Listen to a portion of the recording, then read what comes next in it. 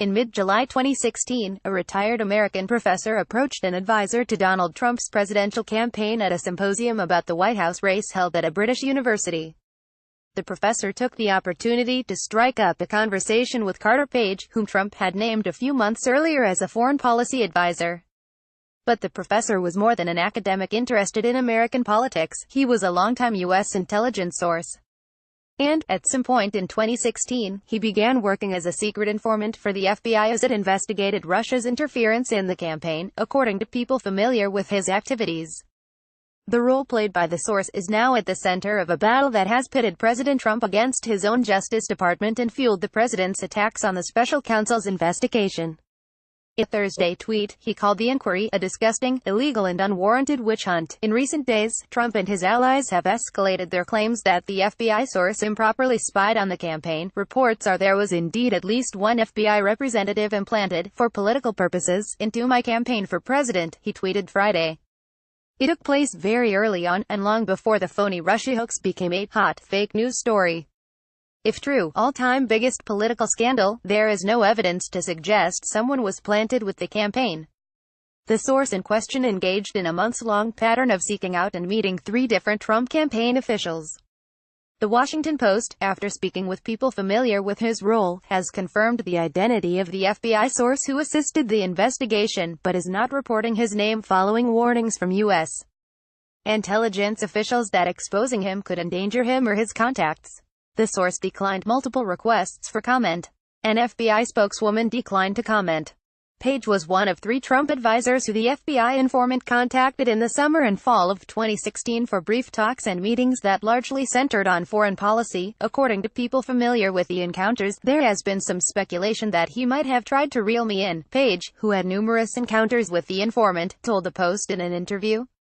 At the time, I never had any such impression. In late summer, the professor met with Trump campaign co-chairman Sam Clovis for coffee in Northern Virginia, offering to provide foreign policy expertise to the Trump effort.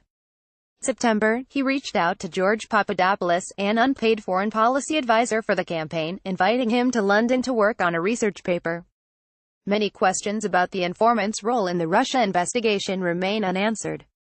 It is unclear how he first became involved in the case, the extent of the information he provided and the actions he took to obtain intelligence for the FBI. It is also unknown whether his July 2016 interaction with Page was brokered by the FBI or another intelligence agency. The FBI commonly uses sources and informants to gather evidence, and its regulations allow for use of informants even before a formal investigation has been opened. In many law enforcement investigations, the use of sources and informants precedes more invasive techniques such as electronic surveillance. This month, House Intelligence Committee Chairman Devin Nunes-Artillery issued a subpoena to the Justice Department for all documents related to the FBI informant. Justice Department officials have declined to provide the information, warning that exposing him could have severe consequences. In a May 2 meeting, senior FBI and national intelligence officials warned the White House that information being sought by Nunes risked the source's safety and that of his sources, and could damage U.S. relationships with its intelligence partners. The stakes are so high that the FBI has been working over the last 2 weeks to mitigate the potential damage if the source's identity were revealed, according to several people familiar with the matter.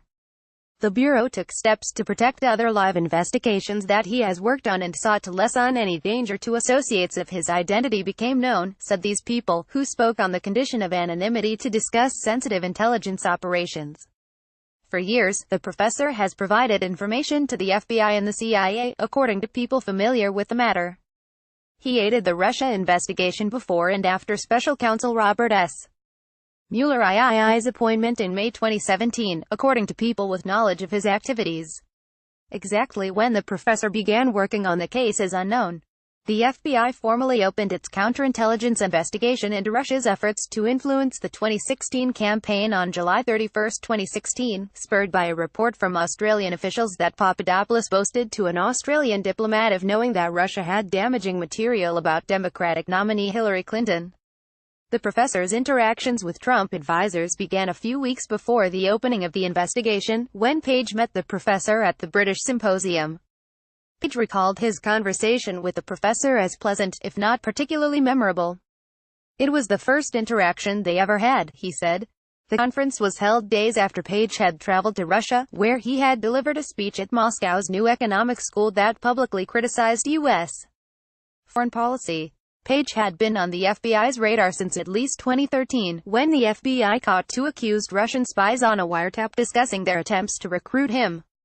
Later in 2016, Page became a surveillance target of the FBI, which suspected him of acting on behalf of the Russian government, an assertion he denies.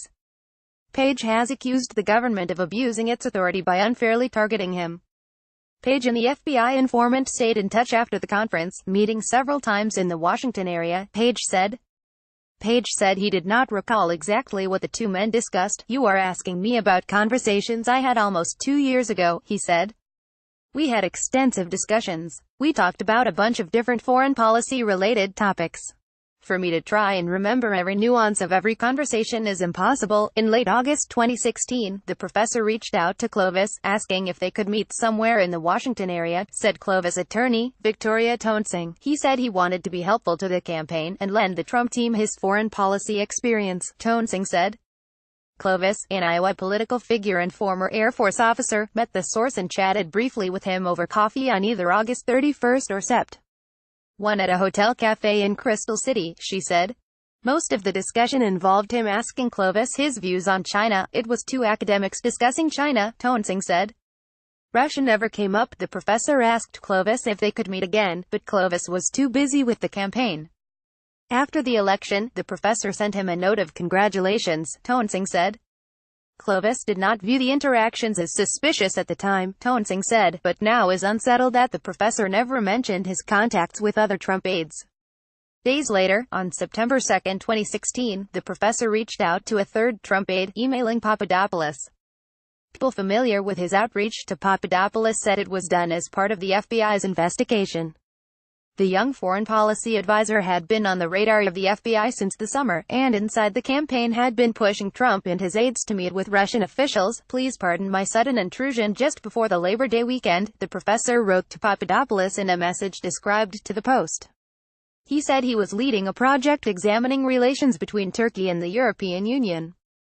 He offered to pay Papadopoulos $3,000 to write a paper about the oil fields off the coast of Turkey, Israel and Cyprus, a topic on which you are a recognized expert. "It is a long-standing practice of intelligence operatives to try to develop a source by first offering the target money for innocuous research or writing."